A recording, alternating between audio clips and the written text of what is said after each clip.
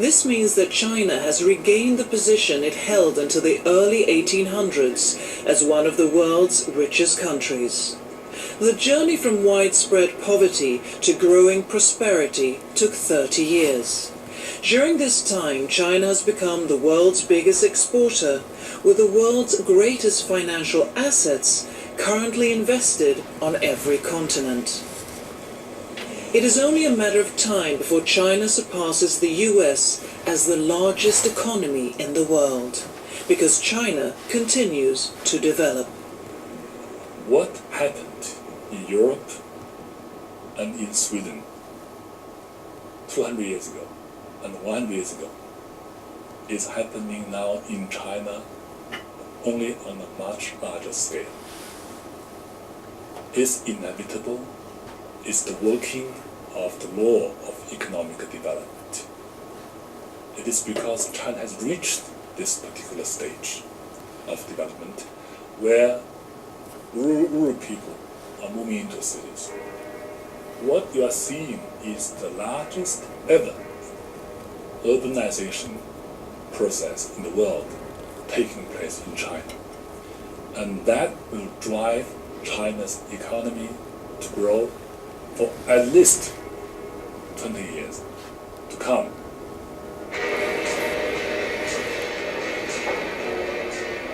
This journey to modernization and prosperity devours so much energy and resources that China can no longer supply itself. China must therefore import large amounts of agricultural products, raw materials, and energy, which are then paid for with a... Yeah, she said mainly China expects natural resources, including mining and oil from Africa. Instead of exporting, of course they're exporting product to Africa, but also importing resources. And they're talking about, this is just 3 minutes, so I just finish it. Okay? And the second is why Chinese invest Africa? Fear for growing economy, political motivation, good business senses, and so forth is talking about. But I will show you the video. This is a relationship, Africa investment, Japanese relationship, and Japan's housing involvement against China. And my the banners marking Kenya's biggest ever infrastructure project leave no doubt as to the origin of... Conclusion is Japan will going to be defeated by Chinese or Britain and France, because China is so honest, purely minded to make investment money. But maybe possibly African country or president or prime minister evaluate, respect Japanese government, maybe something happen. But I'm not sure. But actually, behind the scene, their African resources is occupied by France, Britain, and China. And Japanese people cannot get in. Japanese government cannot get in. But 100% I cannot deny it, because independent, some African countries will respect Japanese government or something happen. But huge hope will exist for those areas. This is the politics. So, for example, why China was able to get into Africa is because also Africa has a bribery culture? Mm-hmm. No? Chinese colonialism.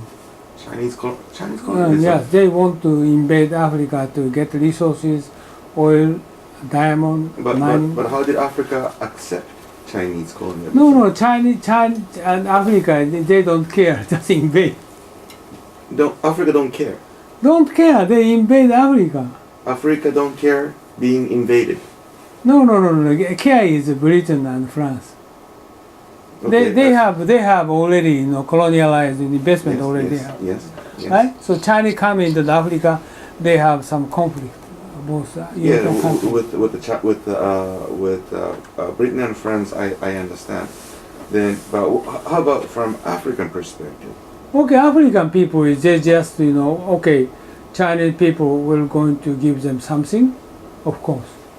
like building whatever you want, railways and building a road and building some new city, whatever they want.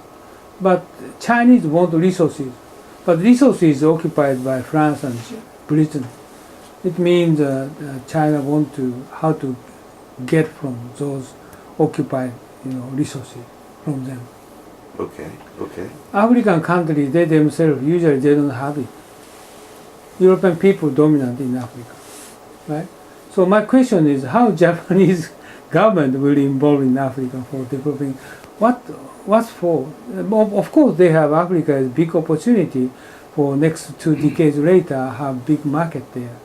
So only the consider for the consumer market or only for future some business opportunity. If just only this objective, this is a benefit for Japanese government, Japanese company.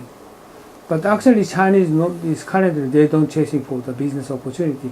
Major objective is how to steal resources from Africa.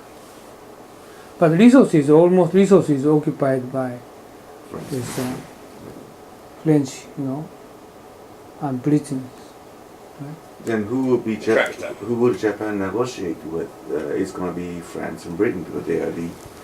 Probably they don't know to whom to negotiate. Because I tell you, Japanese ambassador in Africa, do they know the people how to negotiate? British French people. I don't think so. Or Japanese government knows. Do they? First of all, do they have negotiators doing something with that in Africa? Then I have one more question. You said there's a hope if Africa changed their mind, or if Africa became honest, or something like that. You mentioned earlier. What was that about? What was that about? Yeah, so maybe something happened. Some African, the prime minister or president were going to trust Japanese government. But resources owned by French. So Japanese government can do that. Japanese, if they're going to expect doing investment for the future, like business opportunity, like agricultural business or like some car manufacturing.